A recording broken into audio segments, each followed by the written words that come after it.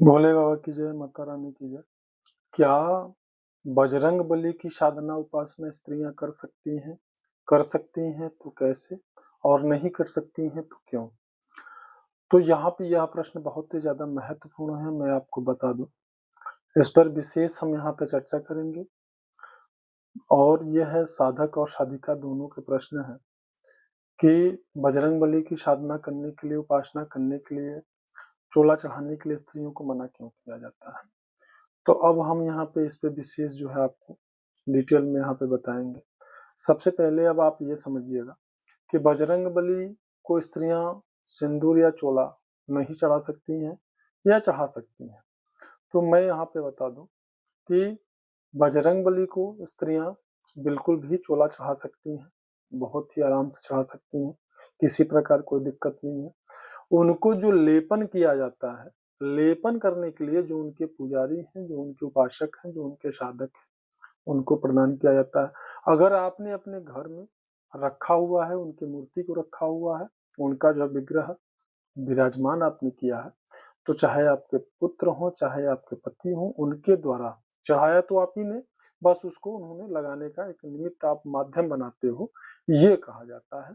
आप उनकी साधना नहीं कर सकते हो, ऐसा भ्रम जो है समाज में फैलाया गया है। अब यहाँ पे हम बात करते हैं, हनुमान जी हमारे जो हैं, बजरंग बली जी जो है, उनको जन्म दिया है किसने? एक माता ने, एक स्त्री ने। हमारे जो बजरंग बली हैं, हमारे जो हनुमान जी हैं, उन्होंने वो भक्त किसके हैं? एक स्त्री के। तो यहाँ पर एक स्त्री ने ही उन्हें भगवान श्री राम का दुलारा, भगवान श्री राम का लाडला बना दिया, एक स्त्री ने। तो यहाँ पे जो लोग ये कहते हैं कि बजरंग बली की साधना या उपासना या उनको सिंदूर चढ़ाना ये स्त्रियों को नहीं करना चाहिए, तो ये केवल और केवल एक जो है समाज में, सनातन धर्म में भ्रम फैलाने वाली चीजें हैं। इनकी वास्तविकता कुछ भी नहीं है।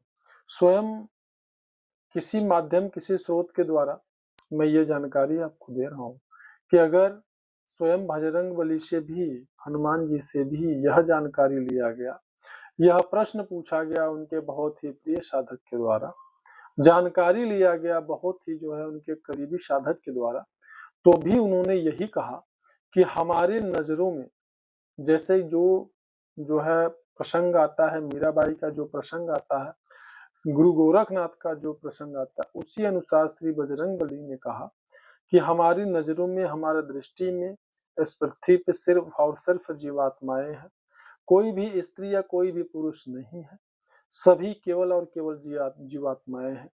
और इसी क्रम में उन्होंने जवाब दिया कि मुझे किसी की भी पूजा से कोई जो है मतलब दिक्कत नहीं, परेशानी नहीं है, सभी कर सकते। अब मैं यहाँ पे बता दूं आपको कि जब मीराबाई किसी काल में, किसी समय वृंदावन गई थी, श्री जी के जो है राधा वल्लभ जी के, प्रभु के, श्री कृष्ण के जो प्रमुख पुजारी थे, उनसे मिलने के लिए, तो वहां पे जो प्रमुख पुजारी थे उन्होंने कहा कि मैं स्त्रियों से मतलब बातचीत नहीं करता हूँ, एकांत वार्ता नहीं करता हूँ। तो मीराबाई जी ने कहा था कि मैंने तो सुना है कि यहाँ पर, इस पृथ्वी पर आखिरी में सिर्फ एक ही पुरुष पैदा हुआ था वृंदावन में, और वो श्री कृष्ण थे, ये दूसरा पुरुष कब पैदा हो। इसी क्रम में श्री गोरखनाथ जी ने बताया या कहा अपने रचना में या फिर अपने अनुभव से, अनुभूति से, कि इस पृथ्वी पे तो सिर्फ सर्वत्र स्त्रियां ही स्त्रियां हैं, मुझे तो कोई पुरुष दिखाई नहीं देता। इसी क्रम में अब मैं आपको यहाँ पे बताने का प्रयास करता हूँ, एक थोड़ा सा प्रकाश डालने का प्रयास करता हूँ कि हमारा जो शरीर है, चाहे वह स्त्री का हो या पुरुष का, आपकी नजरों में सांसारिक बोलचाल की भाषा में, नर या मादा, हम आध्यात्मिक भाषा में हम साधक इस्तेमाल करते हैं। तो यह जो शरीर है, ये मिट्टी का जो पिंड है, यह प्रकृति के द्वारा इसका निर्माण हुआ है। अपरा प्रकृति के द्वारा ही यह शरीर बनता है, और फिर लास्ट में इसी अपरा प्रकृति में यह शरीर विलीन हो जाता है।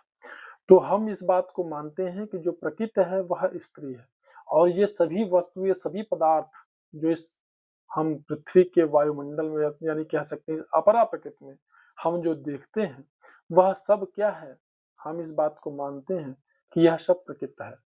वो कुछ भी, एक चींटी है तो भी वो प्रकृति ही है, एक हवाई जहाज है तो भी वो एक प्रकृति है, एक सुई है तो भी वो एक प्रकृति ही है। तो जब सब कुछ प्रकृति है और प्रकृति एक स्त्री है, तो किसी भी व्यक्ति का शरीर जो है वह पुरुष हो कैसे सकता है। तो हम आप क्या हैं, इस पृथ्वी, इस सृष्टि के संचालन के लिए, सृष्टि के लिए हम आप एक नर और मादा हैं। अब यहाँ पे हम आप पुरुष कब बनते हैं, जब हम आप अपने स्वरूप में स्थित हो जाते हैं, पूर्णता को प्राप्त कर लेते हैं, मोक्ष को प्राप्त कर लेते हैं, अपने आत्मा में अवस्थित हो जाते हैं। तब जब हम अपने असली जो है पुरुषार्थ को प्राप्त कर लेते हैं, तब जा करके हम एक पुरुष बनते हैं। जबकि जिसको कि एक हमारे आध्यात्मिक पैमाने में कहा गया है तत्व ज्ञान को प्राप्त करना, तब जाकर के हमको असली अपने पुरुषार्थ की प्राप्ति होती है। ईश्वरीय शक्तियों का आंशिक रूप से आप स्वामी हो जाते हैं। इस अपरा प्रकृति में जो अखंड और अविरल, प्रचंड अखंड और अविरल जो धारा बह रही है, पूर्ण रूप से आप उसके स्वामी बन जाते हैं। तब जाकर के जब प्रकृति आपके अधीन हो जाती है, आपके सामने प्रकृति के नियमों को मानना या न मानना वो आपकी मर्जी, आपकी इच्छा मात्र पर निर्भर होता है। तब जाकर के आप जो है पुरुष के श्रेणी में आते हैं। तो इस तरीके से बजरंगबली हनुमान जी स्वामी का जो उपासना साधना है, वो सभी माताएं बहनें स्त्रियां कर सकती हैं।